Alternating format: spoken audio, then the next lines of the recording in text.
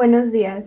Hoy les vamos a hablar de las máximas conversacionales y las falacias en 3 artículos de prensa. Mi nombre es Isabel Cristina Arroyave. Hola a todos, mi nombre es Luisa María Grisales Marulanda. Hola, mi nombre es Mateo Manrique López. Como referentes teóricos tenemos La lógica de la conversación de Paul Grice y Falacias de Irving Cope y Carl Cohen. A partir de esos referentes teóricos hemos extraído los siguientes conceptos. Principio cooperativo. Consiste en que a partir de un propósito en un intercambio de conversación se realiza una contribución necesaria y pertinente en el momento en el que se da. De este principio se desprenden 4 máximas: máxima de cantidad, cualidad, relación y modo. Cuando se incumple una de esas máximas, se puede incurrir en una falacia. Una falacia es un error que hace que un argumento sea inválido, es decir, una falacia es un argumento incorrecto.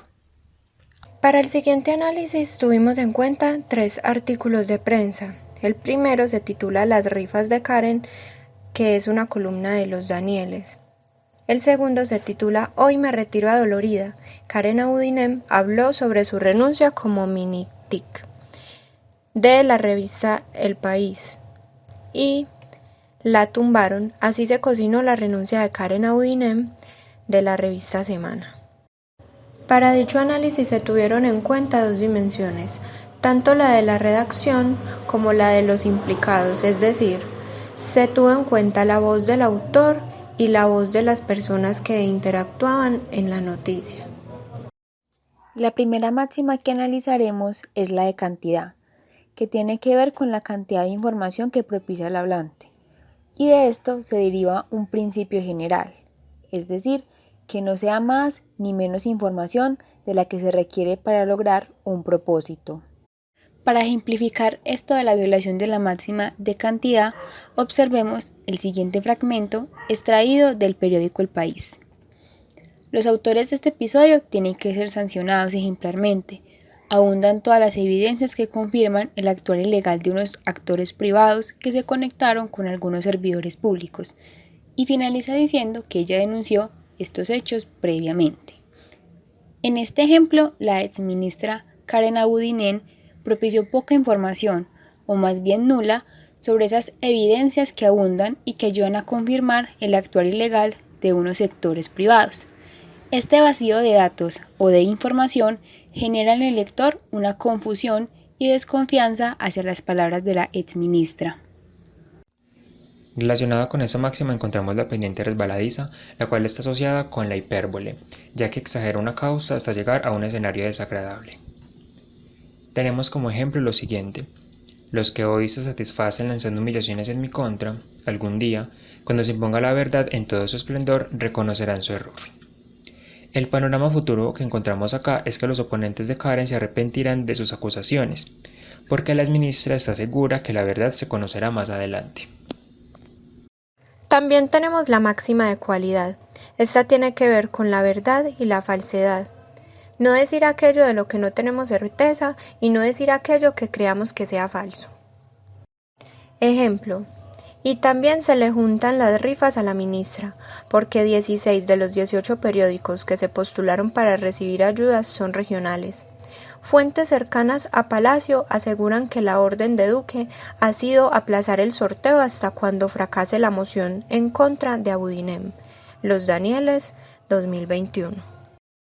También tenemos la máxima de relación. Observa la pertinencia y la coherencia en el discurso. Ejemplo. Un representante liberal contó que su propia hija le envió un mensaje en el que le suplicaba que por favor no votara a favor de Audinem y no le hiciera eso a su familia. Él compartió dicho mensaje con sus colegas. Revista Semana 2021. Relacionadas con esta máxima encontramos las siguientes falacias.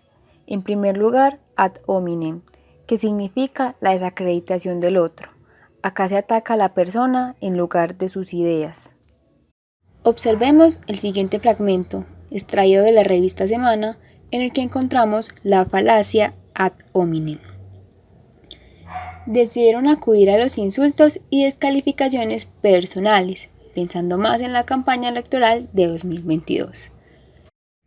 En este ejemplo, los redactores del artículo encontraron dicha falacia, pues a través de insultos se está descalificando a la persona y no a las ideas, opiniones o argumentos que la exministra hace para defender sus acciones.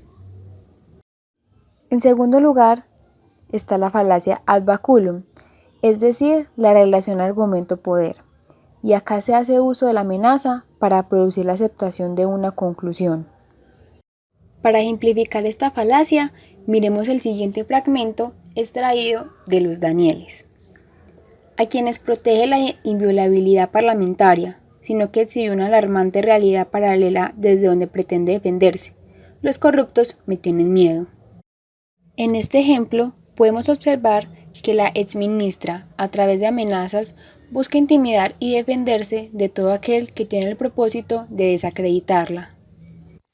La tercera falacia que encontramos es ad misericordia, que consiste en la apelación a la piedad de una audiencia.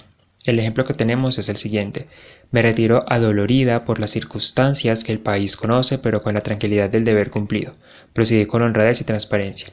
Acá el término clave es adolorida, ya que apela más a lo emocional o lo anímico y no aporta un argumento válido a la situación. La última falacia relacionada con esta máxima es ignoratio elenchi. Es cuando el argumento se dirige a probar una conclusión diferente, lo que lo hace erróneo a pesar de parecer verosímil. Tenemos lo siguiente: desde que se conocieron las primeras denuncias, el presidente la apoyó. Es honorable, tiene pulcritud y cero tolerancia con la corrupción, sostuvo. Acá encontramos que el discurso se dirige a nombrar las características de la exministra, obviamente según el presidente, y no tiene nada que ver con las denuncias que estaban saliendo a la luz. Por último, tenemos la máxima de modo. Tiene que ver con la forma en la que se dice algo.